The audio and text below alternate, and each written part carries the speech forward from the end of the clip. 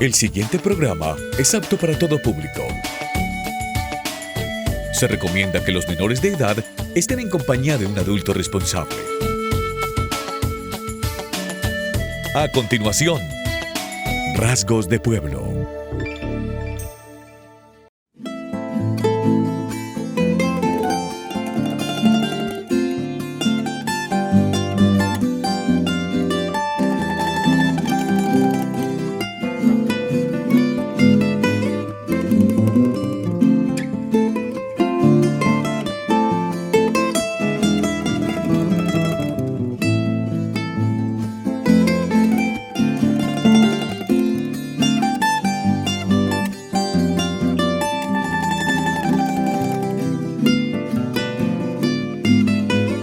Cordial saludo, nos encontramos acá desde el Centro Cultural Javiera Londoño, en ese espacio de la cultura, de la lectura y muchos intercambios de saberes.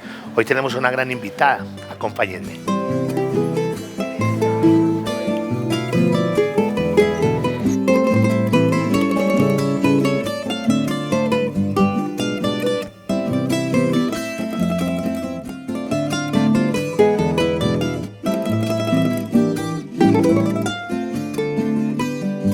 Bienvenidos a este programa Rasgos de Pueblo. Aquí estamos desde la Biblioteca Municipal Roberto Escobar Izaza, que pertenece al Centro Cultural del Retiro, con una gran invitada, como les dije anteriormente. Está estudiando historia, está trabajando con nosotros en la parte de la biblioteca, le encanta el teatro. Es una mujer polifacética que nos va a contar su historia, su vida, su infancia y proyectos a futuro acá en nuestro programa Rasgos de Pueblo. Estefa, ¿cómo estás? ¿Qué es esa cara de susto? Bienvenida. Pensaba que tenía que poner entrevista a la universidad y vea. Total. ¿Cómo estás? Muy bien, Juan. Muchas gracias por la invitación. A todos espero que nos acompañen, pues, y se los oyen mucho, así como lo vamos a soñar nosotros. Cuéntame, Juan, ¿qué les cuento? Además de todo lo que tengo para contar. ¿Estefa es hija de quién? Mi papá se llama William Valencia, mi mamá Sol María Orozco. No somos de acá. Yo nací en San Carlos, Antioquia, soy desplazada por la violencia. Llegamos al Retiro más o menos en el 2006. Yo llegué acá de 5 años. Soy guarceña de corazón, aunque no nací acá. Llevo casi 17 años viviendo acá en el Retiro. Y me enamoré pues del pueblo. En este momento pues mi papá sí se encuentra otra vez viviendo en San Carlos, pero mi mamá y yo pues sí nos quedamos, mis hermanas, y pues mucha de mi familia creo que la conocen. Están los de Las Delicias, los de Saboretti, familia regada con negocios por todo el pueblo, somos familia de negocios. Todos son de sí. Todos son familiares. Nuestro primer negocio fue el que estaba al lado de la tienda del Diablo, el Sí, Paisita. sí, Ese era el negocio de nosotros. Durante 12 años tuvimos ese negocio y ahí aprendí a trabajar, a trabajar con la gente, a la atención al cliente, que es algo que me gusta mucho y que yo creo que se me nota realmente en la empatía con la gente. Claro que sí. Es infancia, pues llegaste a los 5 años. De pronto no tenía tanta memoria en ese tiempo. Cuando llegaste, ¿dónde fue la primera parte donde vivieron acá en el Retiro? Sí me acuerdo. ¿Sabe por qué? Porque he andado todo el Retiro, he vivido por todo el Retiro. El único lugar del Retiro donde no he vivido ha sido el Plan. Está como una compañerita de nosotros en danza que mantiene de trasteo en trasteo. Total, o sea, cada año pasábamos de casa, Sí. literal, hasta que ya pues en la casa donde estamos llevamos como 6 años, pero cada año viví ahí por el hospital, viví en todo el parque, en la esquina donde están los pollos, nosotros vivimos ahí, montamos el negocio, viví por el banco, viví por el aquí abajo viví por el transporte, viví por todas partes, menos en el Plan.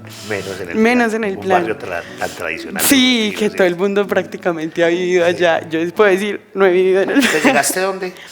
Llegamos, la primera casa a la que vivimos fue por el Parquecito San José. Sí.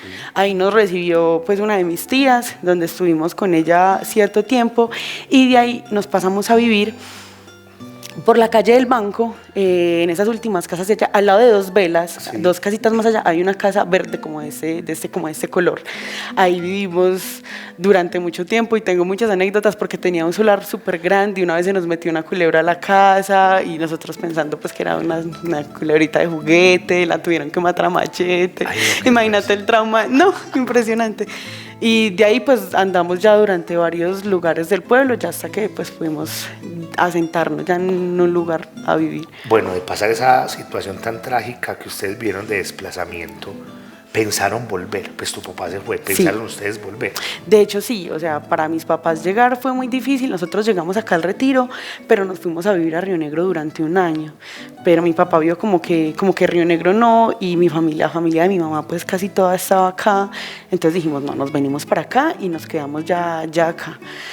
Durante mucho tiempo fue muy complejo porque ellos necesitaban bajar a hacer vueltas y subir. Y, por ejemplo, a mí no me gusta viajar en bus para allá. Me daba mucho susto porque, a pesar de que estaba muy pequeña, recuerdo que había ciertos lugares donde paraban los buses y hacían bajar a todo el mundo, empezaban a requisar, y a mí me daba demasiado susto porque se llevaban siempre a los hombres para un lado.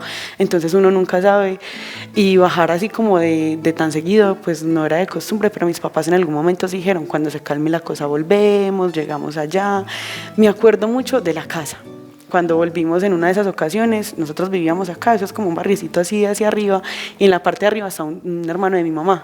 Y pasábamos una vez y yo jugaba en un solarcito y tenía una pelota de estas de goma que tiene un montón de punticas, que uno normalmente se acostumbraba a morderle las puntas. Esa pelota jamás se me va a olvidar, era entre morada o amarilla. Tengo el color por ahí, pero sé que la pelota. Cuando llegamos acá fue uno de los primeros juguetes que yo le pedí a mis papás. Regálenme mi pelota de puntas, no puedes morir. Y empezamos a envolver mucho tiempo, pero pensábamos en lo difícil que era, pues que es un lugar tan retirado, pues si hay alguna urgencia toca salir hacia Río Negro, hacia Medellín, claro. O sea, no te pueden atender allá. Todavía el tema del conflicto estaba pues muy a flote, hasta que en pandemia mis papás dijeron, nos vamos para allá, y mi mamá y yo le dijimos, no. O sea, yo estaba estudiando la técnica de atención a primera infancia, y yo no podía parar mis estudios y solamente viajar los fines de semana para trabajar. Entonces mi papá decidió irse él solo. Entonces ahí fue mucha de mi infancia, pues fue aquí, y la viví acá, en la biblioteca, de hecho. Yo venía, mis papás me peleaban mucho porque yo me venía mucho para la biblioteca, y ahí fue donde conocí a Frank, mi compañero. Fran me vio crecer desde que tengo más o menos 9, 10 años, era ratoncita de biblioteca. Me acuerdo mucho de las mesitas de madera redondas, claro, que eran rayadas del nombre de todo el mundo, que todo el mundo venía y rayaba con el lapicero. Era la sala infantil. Este espacio era la sala infantil, y yo venía siempre los sábados a la hora del cuento con Ramón. Siempre. ¿Y todavía está? Sí, todavía está. Y ya es compañero tuyo. Y ya es mi compañero. Esa es la otra historia. Venía, y me acuerdo que siempre venía por una tarea de tecnología. Hay un libro de artefactos tecnológicos que siempre le pedía a Fran, porque en tecnología tuve que hacer tantas tareas de artefactos tecnológicos que yo decía, no, ya, me lo aprendí. Siempre venía y pedía el mismo libro. Y a mi sobrino en este momento le colocan muchas tareas de hacer una línea del tiempo del televisor, y yo, todavía con el televisor, no puede ser. Entonces sí, incluso en una de esas, mi recuerdo como más apreciado de acá de la biblioteca es que yo siempre me quedaba, cuando eso cerraban la biblioteca como a las 7, ¿te acordás? Era las bibliotecas. A las 9 también. Como a las 7, 9, era súper tarde el horario, y en una de esas había una presentación de teatro. Y Fran una vez llegó y me dijo, ¿cómo a usted le gusta el teatro? Pues yo estaba muy pequeña, pero sí me dijo, ¿cómo a usted le gusta el teatro? Cuando eso, en este corredor de acá, habían esas sillas cafés que eran como con posabrazos, sí, tenían unos tachecitos, y hicieron toda la presentación ahí, colocaron las sillas, y en el lado de allá fue la presentación de teatro. Y actuó Elodis. La primera persona a la que vi actuando fue Elodis. O sea, Fran me dijo, ¿qué es? Que de pronto le gusta. Y fue mero trauma porque resulta que ella asesinó al esposo y luego se suicidó ella. Imagínate, yo con 10, 11 años, y yo, no, por Dios. Así fue la historia, sí. Y cuando pasó eso fue como, ay, yo quiero hacer teatro. Pues y empecé acá, vine y le pregunté a Fran, y mi primer profesor de teatro fue Mega. Con Mega empecé pues el proceso ya casi como a mis entre 9 y 10 años, y todavía sigo aquí. Y ahora pues mi placer es que lo diciendo, la primera persona a la que vi es justamente mi compañera, directora, y hacemos parte pues como del mismo colectivo. Entonces es la gracia de trabajar con ella y de haber crecido acá y conocer los procesos, y que todos prácticamente me han visto crecer. O sea, Agudelo, Nene, El Gordo, Fran, Ramón, tú, pues todos me han visto siempre por acá. Entonces crecer y poder trabajar acá ha sido muy lindo. Incluso una vez les contaba que cuando yo tenía entre 14 y 15, cuando ya estaba escogiendo que iba a trabajar, te corrijo, no estudio historia, estudio antropología. Antropología. Pero claro, la historia va pues como por ahí de la mano. Ahorita miramos cuál es la diferencia. Ahí va como por ahí de la mano. Pero yo decía, cuando yo tenga por ahí 29 o 30 años y ya me haya graduado, yo quiero trabajar en el centro cultural, o sea, en alguna de las áreas, o con proyección, o con juventud, siempre quise trabajar con juventud, o algo, pero ya poder decir, estoy trabajando, no directamente en un área, pero desde acá, desde la biblioteca, también se mueven muchas de las cosas, y hacemos parte del centro cultural, y apoyamos también los demás eventos, entonces es trabajar en conjunto. Puedo decir que mi niña pequeña se siente muy orgullosa de haberlo podido lograr a sus 22 años. 22. 22. Estamos muy viejos ya. Ahí vamos, ahí vamos. Va. Entonces, ¿hiciste toda la primaria acá? ¿La secundaria? ¿De qué año egresada? 2017. 2017. Me gradué 16. Dios mío. ¿Y a quién recuerdas ahí? ¿Quién te marcó de profes, de compañeros? ¿Fuiste muy extrovertida o más bien no, tímida? De hecho, sí. En el colegio pasé mucho bullying. Me hicieron bullying durante muchísimo tiempo. Tengo historias súper traumáticas con eso. En una de ellas, o sea, lo que más me marcó en la vida, y pues se los cuento porque me marcó así horrible, y por ejemplo yo veo a las nenas y me da como algo. Fue en una ocasión arreglando el salón, no me acuerdo si estábamos terminando periodo o año, o eran vacaciones, había que lavar el salón, y me tocó justamente pues con unas nenas con las que nunca me llevé, o sea, yo creo que, bueno, yo siempre fui crespita, y a mi mamá, por ejemplo, no le gustaba y me planchaba el cabello, y ahora pues es una como de mis rasgos, que a él le gusta mucho estar alborotado y yo lo dejo, haga lo que quiera, porque peinarlo es imposible. Entonces me molestaban mucho, pues porque era una niña muy pequeña, porque ya eran más desarrolladas, más grandes, tenían más vida, algo así, y me fui por una trapera o algo a lavar algo. Cuando es el segundo piso del colegio de abajo no estaba construido, lo que es la sala de profesores fue el salón donde estaba, yo estaba como en quinto o sexto, y las nenas les dio la graciosa historia de orinar todas en un balde y echarme los orines encima. ¿Por qué? Ni idea, o sea, yo no tenía nada con las nenas, no me hablaba con ellas. Para ellas fue realmente súper gracioso, pero para mí fue como, yo no le he hecho nada a nadie. Entonces creo que una de las cosas que me ha marcado mucho en la vida es que no es, o sea, no me gusta molestar a la gente, burlarme de nadie, porque uno en la vida de nadie no sabe qué hace para que a la otra persona le afecte tanto, ¿cierto?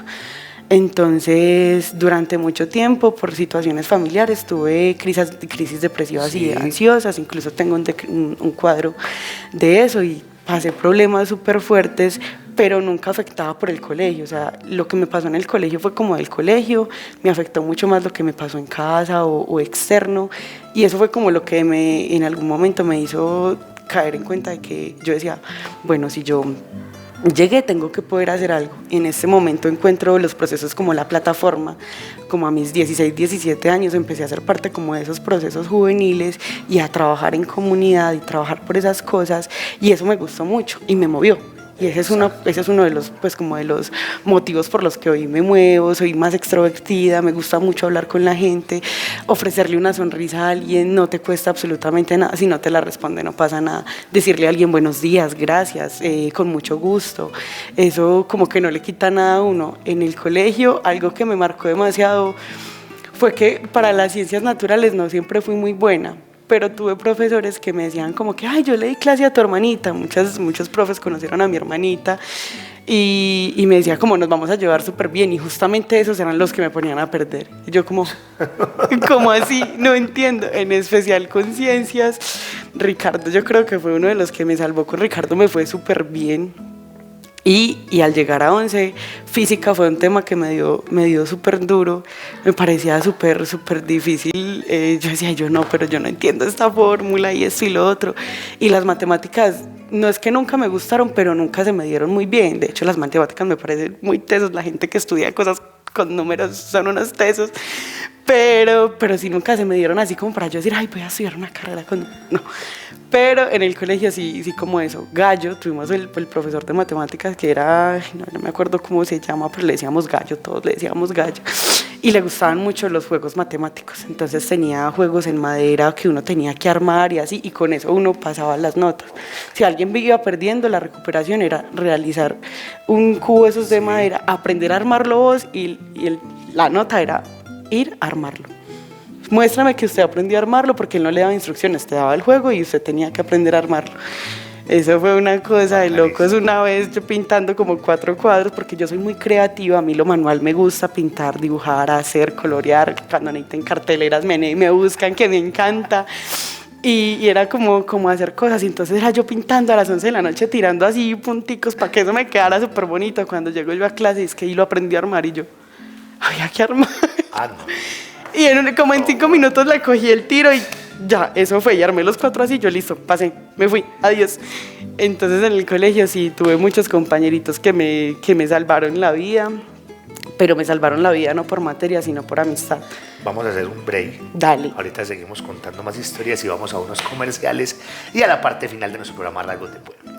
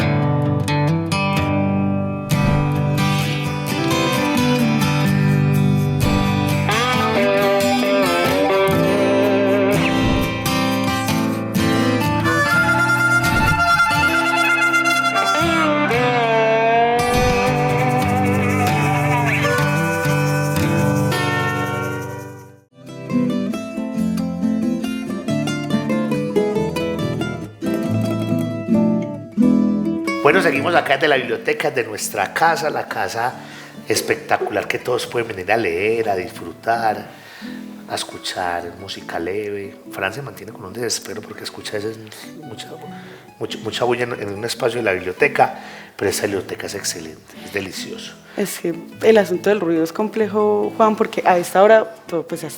es maravilloso. Pero en la tarde. Pero en la tarde tenemos los grupos de música aquí, en Casa Museo también se coloca música, entonces a veces para la biblioteca es un poco frustrante y nos toca cerrar incluso las ventanas, ¿cierto? Se nos conoce la biblioteca como el lugar sano de Nos va a tocar sonido. mandar la biblioteca para la cruz. No, se van los otros para la cruz. Bueno, contanos un poquitico de esa historia de bullying que me parece dura, pero a la vez graciosa, ¿cierto? Pues en ese tiempo. Vos las volviste a ver, las saludadas. Sí. Ya son amigas. ¿Ya te acordás lo que me hicieron o no? Sí. No, de hecho sí. Hay 2 a las que sí veo que yo nunca tuvimos pues como ese empalme. Incluso pues sí tengo una de las compañeras con las que sufrí y vive en el mismo edificio en el que yo, y la nena ni se acuerda pues de todo lo que me hizo en el colegio, pero pues para mí fue como que yo ya lo sané para mí, por eso tengo como la tranquilidad de poder hablarlo, pero sí es como que yo las veo en la calle y bueno, y se da cuenta uno de que justamente fueron personas que no puedo decir que no avanzaron, sino que tienen dinámicas muy diferentes en su vida y que después de que uno crece entiende por qué la gente es como es, también por las cosas que pasan en sus casas, ¿cierto? Uno normalmente ve ciertos niños y uno dice, ay, pero ¿por qué será así? Y cuando uno trabaja con niños y cuando aprende a ver eso, se da cuenta que en las casas las situaciones son muy complejas, claro, y por eso las personas reaccionan y se defienden con lo que les has enseñado en casa. Entonces por ahí aprendí mucho eso. Las amistades que me estabas contando antes de irnos al corte, que te ayudaron mucho, te marcaron la vida. ¿Quiénes son ellos? Tuve un convito, pues yo siempre fui muy solita, pero tenía un convito de 3 amigas hasta como quinto, sexto. Ellas 2 perdieron el año. Eran justamente, una se llamaba Lizeth, la otra se llamaba Victoria, y las 2 justamente perdieron el año, y pues como por esa situación ellas quedaron juntas y yo quedé pues como separadita. Entonces empecé como mi camino solita, y mis amistades siempre eran los niños. A mí me gustaba mucho jugar con los niños. Incluso cuando vivía en Brisas del Edén tenía un compañero que ahora hace parte del colectivo de Casa de Semillas, que es Cristian. Él tenía un perro, él tiene un perro negro. Cuando llegó a la casa, nosotros llegábamos a esa casa. Él vivía como en el segundo piso, yo vivía en el tercero, y yo llegaba a la casa, suelte bolso y coja para abajo a jugar con el perro toda la tarde, y corra, y él regaba todo el cuido, y éramos nosotros recogiendo cuido. Y me tocó estudiar acá cuando la escuela era acá, y jugábamos a los perros. Entonces uno primero llevaba al otro como si fuera un perro, y el otro así, pero siempre fue con los niños. Siempre me llevé muy bien con los niños, y me gustaba mucho porque yo desde muy pequeña, como nosotras somos todas niñas, nosotras somos 3 hermanas, y mi papá pues tiene un hijo aparte, pero él no creció con él. Entonces él en algún momento sintió como que tenía como que le faltaba el niño de la casa. Claro. Y yo fui el niño de la casa. Por ejemplo, en este momento, si en mi casa se daña una lámpara o hay que cambiar un switch o algo, yo soy la que lo arreglo. Mi papá me encantaba embaldosar con él. Cuando cambió el baño, él le enchapaba, y yo era la que le ayudaba a resanar. O sea, yo fui el niño de mi papá prácticamente, a pesar de que no tuve siempre muy buena relación con él. Para él, mi hermana del medio era el pedestal de la vida. Entonces, de alguna manera, siempre me sentí muy abandonada por él. Y cuando él se fue, pues a mí, la verdad, me dio como igual. Entonces con los niños siempre me llevaba muy bien, justamente por eso, porque cuando sos niños vos no dimensionas que una niña no tiene tanta fuerza, o que tienes que ser más cuidadoso, y yo siempre fui muy brusca para jugar y para hacer, tanto que en un momento llegué a entrar a vóley porque yo tenía mucha fuerza y tengo la fuerza heredada de mi papá, y yo cargo y llevo y hago lo que haya que hacer.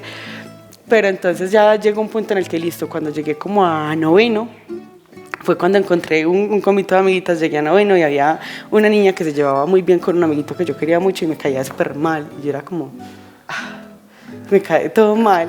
Y después, en ese año, justamente subiendo a la cruz, ella venía de Medellín, se llamaba Sara, ella venía de Medellín. Entonces allá no le había tocado como que en su colegio primero tratar con niños, porque era un colegio de niñas, y no le había tocado pues como aquí que hacíamos educación física para subir a la cruz y todo. Yo creo que esa fue la última vez que yo subí a la cruz, y yo pues nunca, en ese tiempo no tenía súper físico, yo daba 10 pasos y me mamaba. Entonces ya no estaba acostumbrada, era una niña cetadina. Entonces cuando empezamos a subir, ella iba con todo un convito, y el convito la dejó sola. Entonces iba por allá atrás, y yo, no, venga, yo la ayudo. Entonces yo me la llevé a arrastrar, además de que me caía mal, pero pues uno no puede dejar de ser mala persona en la vida. Me la llevé a arrastrar, y hasta que llegamos arriba, pues ella tomó agua, tin, y pues y se quedó así como mirando que todo el mundo estaba esperando que ella subiera, y yo como, qué patos, ¿cómo hacen eso? Pues cómo la dejan, no sé. Y en ese momento pues nos fuimos echando el hora, y ese día nos tomamos una foto, 26 de marzo del 2014. Ya, hasta ahí, o sea, empezamos a hablar. A ella le gustaba mucho Mago de Oz, ella cumpleaños el 21, yo cumpleaños el 18. Ya habíamos cumplido años las dos, entonces empezamos a hablar y nos empezamos a llevar, y se volvió mi mejor amiga durante muchísimo tiempo. Para cuando llegamos a 11, pues las circunstancias de 11, los trabajos, vidas como muy separadas. Yo tenía teatro, entrenaba, entonces empezamos como a distanciarnos un poco. Y bueno, llegó como hasta ahí, pero ella prácticamente, sí puedo decir que fue la persona que soy yo, es por ella. Mis papás no la querían porque ella le daban muchos permisos, porque los papás pues eran muy sueltos. El papá tenía un negocio aquí donde es MG Moda, aquí al lado de la panadería de Don William. Sí. Ellos tenían un negocio de ropa de Don Elder, el que canta, claro, Saris, claro. Sí, ya sé quién es. Entonces, pues ahí ella fue promotor, y mucho. Mi papá incluso no la quería, y me decía como que ustedes son novias o algo, y le tenía algo. Entonces ella le decía, sí, vamos a tatuar aquí que su hija es mi novia. Lo enfrentaba así horrible, porque yo prácticamente pues sí crecí al ser la niña de la casa. Mis hermanas, pues Alejandra se fue a vivir a Panamá, mi hermana mayor se ha vivido toda la vida sola, entonces muchos de los pesos que ellos querían recaían en mí. y era súper complejo complacerlos a ellos todo el tiempo. Entonces ella fue una de las personas que me dijo, vos sos fuerte, vos puedes hacer esto, nadie te puede decir que hacer esto, puedes hacer esto. Y mi libertad para mí y mi crecimiento personal, la persona que soy, las cosas que me gustan, en muchas ocasiones fue porque ella me enseñó, ves que vos tenés una vida y vos puedes elegir lo que te gusta y lo que no, y si algo te gusta y ya no te gusta, lo puedes cambiar, porque uno cambia todo el tiempo. Entonces fue todo ya para ¿Todavía hablas con ella? No, cuando nos graduamos del colegio ellos se fueron a vivir otra vez a Medellín. Yo para ese momento no viajaba a Medellín, me daba mucho miedo y no me gustaba viajar a Medellín. Ella a veces subía y nos veíamos pues cuando venía acá. Ella empezó la universidad, la mamá, ella estudió algo como artes plásticas y ella se fue por la misma carrera, es muy buena con lo que hace. Incluso hace poquito estuvo estudiando algo como con medios audiovisuales y sacaron un cortometraje que se llama Lumbre, está por ahí en redes, lo hizo con el Sena, una cosa espectacular. Y pues desde lejitos, aunque ya no nos hablemos, pues la apoyo y me siento muy orgullosa de ella, pero no, ya no está, pero sigue ocupando ahí ese lugarcito. Ya después de eso encuentro pues el grupo de teatro y con ellos compañeros es con los que vos me ves ahora en este momento. Ese es el convito y eso que yo casi no salgo, pero cuando salgo ellos directamente. ¿Por qué decidiste estudiar antropología? Cuando llegué a 11, mi vida se basaba mucho en lo social. Yo soy muy carismática, soy muy habladora, soy muy de la gente, me gusta mucho hablar así, me gusta hablar allá, me gustan un montón de cosas. Y mi hermanita toda la vida me inculcó la lectura. Ya cuando era pequeña me leía.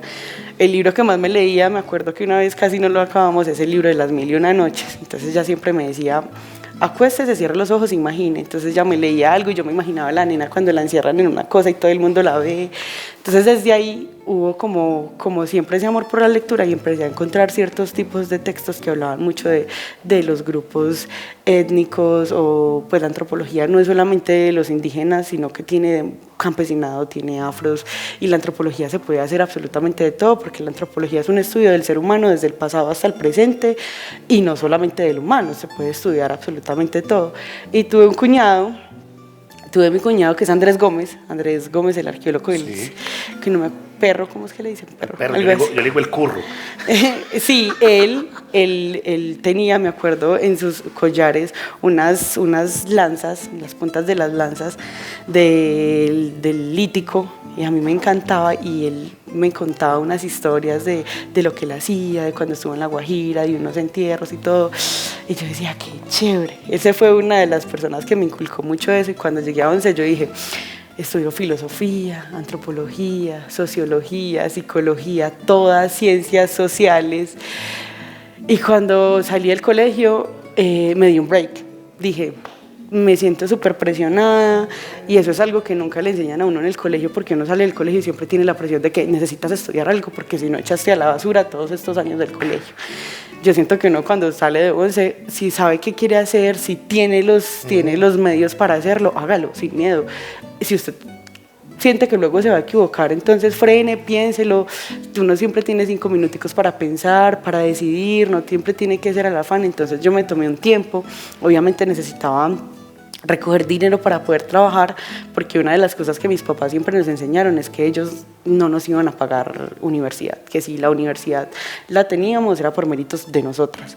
Incluso mi hermana mayor ella se pagó su carrera, y ella es auxiliar de enfermería, y ella trabajó y lo consiguió ella y su esposo. Alejandra también siempre lo hizo por méritos propios, y bueno, yo a pesar de ser la niña fui la que siempre pues también dijo, yo lo hago sola. Entonces empecé a estudiar. Iba a hacer como una técnica de sociología, y mi hermanita cuando estuve en Panamá ella me dijo, haga algo, estudie algo, que yo lo pago. Entonces ella era la que lo pagaba, y hice la técnica de atención a primera infancia.